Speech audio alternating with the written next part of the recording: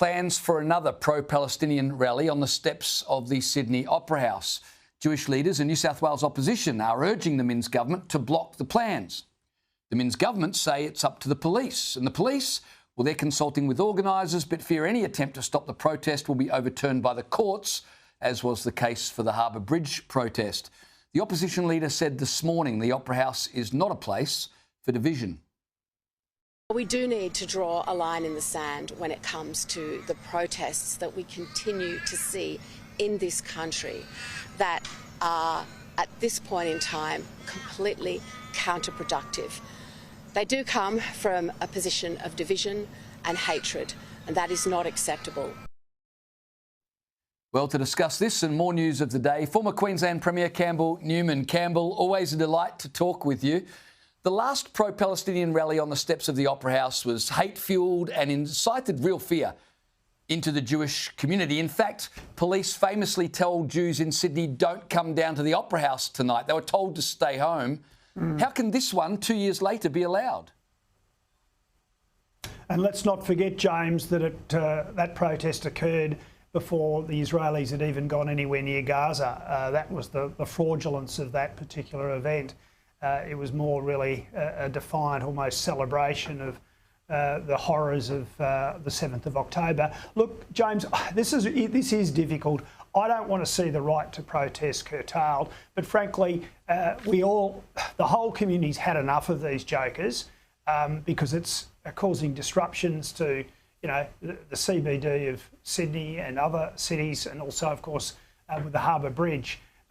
I think the real way to go forward here is the protest may have to go ahead, you know, be permitted, but anybody engaging in the display of terrorist symbols that have been on organisations that are declared terrorist organisations, or, you know, the expressions of true hate speech or terrorist dogma, well, the police jump on those people. And for God's sake, if the Jewish community want to turn up and have a counter-protest, then they should be able to, and the police are going to have to keep order. So those are my sort of thoughts on it. But I've got to tell you, I'm completely over it, you know. And let's hope that Donald Trump's peace plan actually sees ultimately these things a distant memory.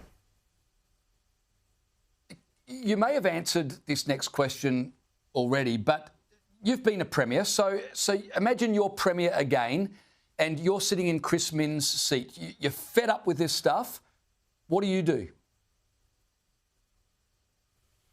Well, I think, again, you know, the right to protest in a democracy is critically, you know, important, you know, and it, you know, we've got to sort of continue to allow those things to happen. But maybe it's some sort of constraint on, well, if you've had, you know, protest every week for the last 12 weeks, then, you know, the next month we all want some peace and quiet. And maybe there's another protest who wants some space. But the other thing is just coming down really hard on people who are, you know, engaged in, you know, support for a terrorist organisation, who are expressing hate speech against the Jewish community. Those things should be jumped on. And again, and this was the problem going back to, you know, the last Opera House protest, when, you know, people in the Jewish community were hustled away as though they'd done something wrong. That's unacceptable as far as I'm concerned. I want to talk to you about Papua New Guinea's cabinet approving a landmark defence treaty with Australia that's given Anthony Albanese a major strategic win ahead of his White House meeting with Donald Trump, and it's dealt a blow to China's ambitions in the Pacific.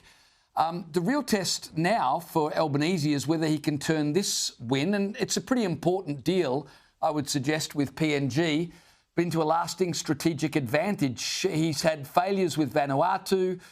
The Solomon Islands is a problem. Could this be a turning point for Anthony Albanese with his foreign policy?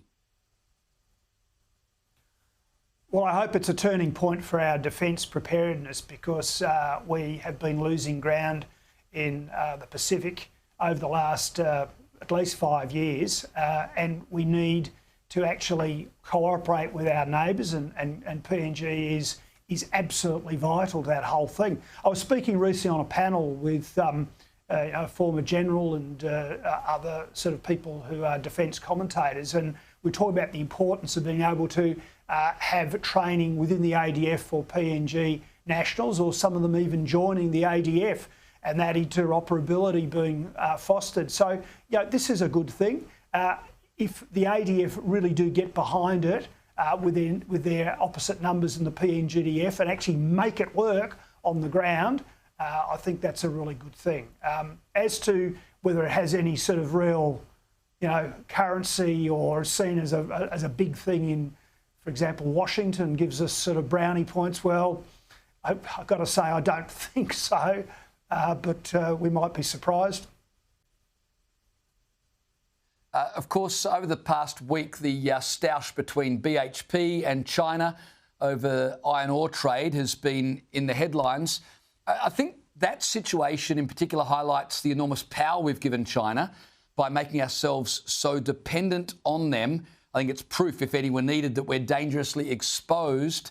Do you agree with that analysis? And what do you make of state premiers, I'm thinking of Victoria, continually going to China to increase our trade ties with China that I would suggest make us even more exposed? Gee, James, there's an awful lot to unpick here. Firstly, going to the core of the dispute, let's all be a bit grown up about this. And BHP, James, as a global mining company, have a procurement department, and they are ruthless and relentless in dealing with their suppliers. They use market power to do everything from procure great prices for them for truck tyres, batteries, diesel fuel, any of the inputs to their mining operations. And, they're sort of bleating about essentially their customer, China, engaging in similar procurement, I suppose, conduct. Let's be grown up about it. That's the real world. It's brutal.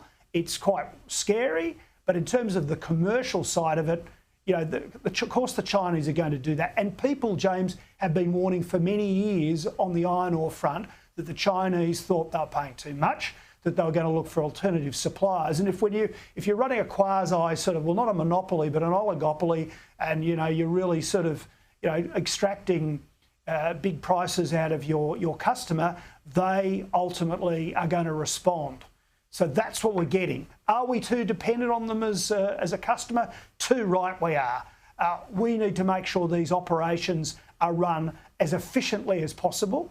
And I'm afraid big mining companies are not efficient. They're not nimble either. And so we need to see them doing that.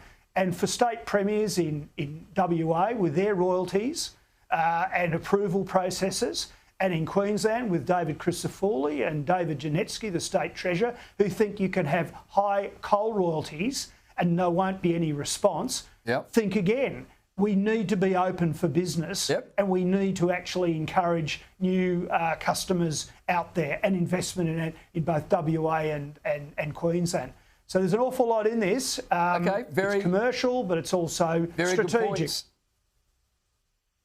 Very good points. Campbell Newman, always a delight to talk to you. I appreciate you joining me. Thanks so much.